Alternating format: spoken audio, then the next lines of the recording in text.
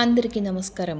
Austria, Denmark, Sri Lanka, Netherlands మరియు Switzerland దేశాలు బురకాని ban చేయడం జరిగింది. ఇవన్నీ కూడా సెక్యులరిజంని కాపాడడం కోసం, తప్పులు జరగకుండా చూడడం కోసం ఈ బ్యాన్ చేసినట్టుగా చెప్పాయి.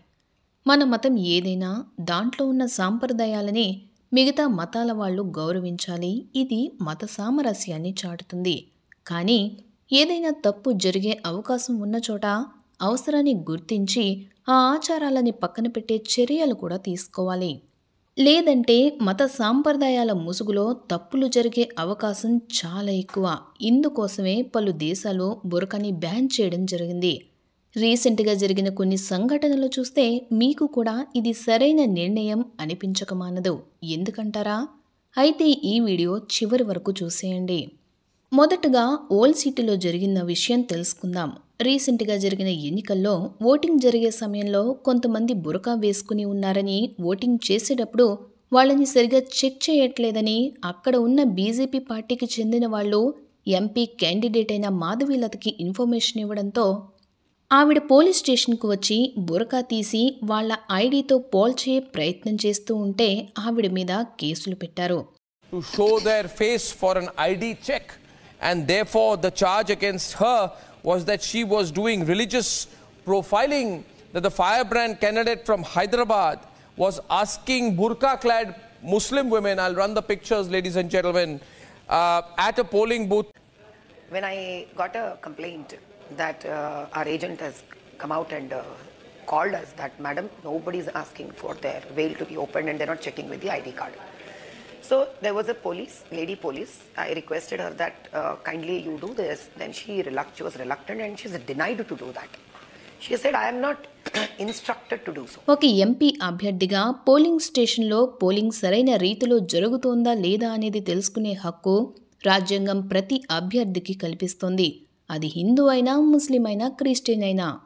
మరి అక్కడ బురకాలో ఉన్నది ఓటరుగా ఉన్న అసలు వ్యక్తేనా, లేదంటే బురకా ముసుగులో దొంగ ఓటు వేసే వేరే వ్యక్తా అని తెలుసుకోవడానికి సరైన ప్రయత్నం చేయకపోతే ఎలా? పైగా చెక్ చేసే ప్రయత్నం చేసిన వ్యక్తి మాధవీలత ఆడమనిషిగా. మరి ఆ బురకాలో ఉన్నది సరైన ఓటరో కాదో తెలుసుకునే అవసరం ఈవిడికి లేదంటారా? నిజంగా ఆ బురకాలో ఉన్నది అసలు వ్యక్తే అయితే కాస్త ఆ ముసుగు తీసి మొహం చూపించేందుకు ఇబ్బంది ఏముంటుంది? ఇంకొక సంఘటన కూడా జరిగింది. అది చూశాక ఇటువంటి అనుమానం నిజమే అన్న విషయం అందరికీ అర్థమవుతుంది.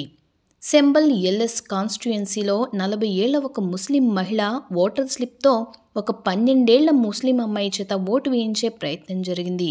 అది కూడా బయట వాళ్ళు చేసింది కాదు.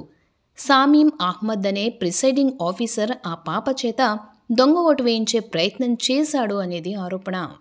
ఆ వీడియో ట్విట్టర్లోనూ, ఇన్స్టాగ్రామ్లోనూ వైరల్గా మారింది. మరి ఇప్పుడు ఆ మత పెద్దలు ఈ విషయానికి బాధ్యత తీసుకుంటారా?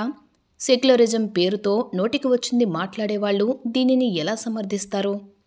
గత 2 రోజులుగా ఒక వీడియో ట్విట్టర్లో వైరల్గా మారింది. ఒక అమ్మాయి స్కూల్ నుంచి ఇంటికి వస్తూ ఉండగా దారిలో బురకాలో ఉన్న 3 వ్యక్తులు ఒక అమ్మాయికి చాక్లెట్ ఆశ చూపించి ఆ అమ్మాయిని దగ్గరికి రమ్మని పిలిచారట. తను రాకపోయేసరికి వాళ్లలో ఒకతను కత్తి పట్టుకుని వెంబడించాడట. తను ముందు చూపుతో అక్కడి నుంచి తప్పించుకుని వచ్చింది. ఆ విషయం ఆ అమ్మాయికి తెలిసిన వ్యక్తి వీడియో తీసి ట్విట్టర్లో షేర్ చేయడం కూడా జరిగింది. మీరు కూడా ఆ వీడియో చూడండి. ఏమైందమ్మా?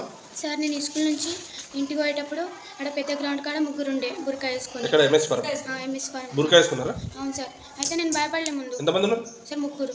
భయపడలే. ఫస్ట్ వాళ్ళ కాళ్ళకి చూసిన షూలు ఉన్నాయి. మళ్ళీ ఉరికినా. ఫస్ట్ చాక్లెట్ చూపించాడు. ఆ తర్వాత చూసి మళ్ళీ ఉరికినా. మళ్ళీ కత్తి చూపించేటప్పుడేమో రోడ్ దాకా వచ్చిండు ఉరుకుంటా. మళ్ళీ నేను హాస్పిటల్ ఉరికినా. అక్కడ ఎవరు లేకుండా మరి? సరే ఎవరు లేకుండా. అదే తర్వాత ఇంటి దాకా ఊరుకుంటూ వెళ్ళిపోయినా? మా ఊరైన తాత ఆడ గేట్ కాడ ఉంటే ఆయనతో ఇంటికి వెళ్ళినా. ఇట్లా తెలుగులో మాట్లాడినా ఉర్దూలో? తెలుగులో మాట్లాడినా. బుర్కాలు వేసుకున్నారా? ఎంతమంది? సార్ 3 ఉండే. వ్యాన్ ఇద్దరు కూర్చున్నారు. వెహికల్ ఉంది అక్కడ? సార్ వ్యాన్ ఉండే. వ్యాన్ ఉండేనా? అమ్మో. సో జాగ్రత్త ఉండాలమ్మా, అర్థమైందా? ఇక్కడ ఆగద్దు, సింగిల్గా పోవద్దు, అర్థమైందా?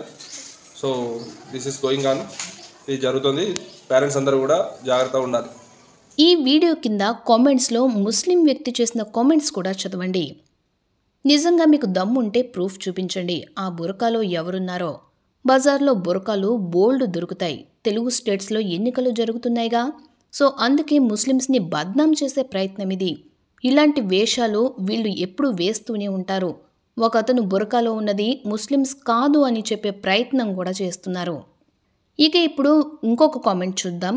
ఇస్లాంని బద్నాం చేయడానికి ఇలాంటివి చేస్తున్నారు, అయినా కూడా మీరేం చేయలేరు, ఇస్లాం అనేది ఎప్పటికీ శాశ్వతంగా ఉంటుందని ఇంకొక వ్యక్తి కామెంట్ చేశారు. ఇలా మతాల మధ్య చిచ్చులు పెట్టి నేరం ఎవరు చేశారో కూడా గుర్తుపట్టే అవకాశం లేని ఆచారాలు సాంప్రదాయాలు అవసరమా? వీటిని ఎవరూ ప్రశ్నించరు ఎందుకని?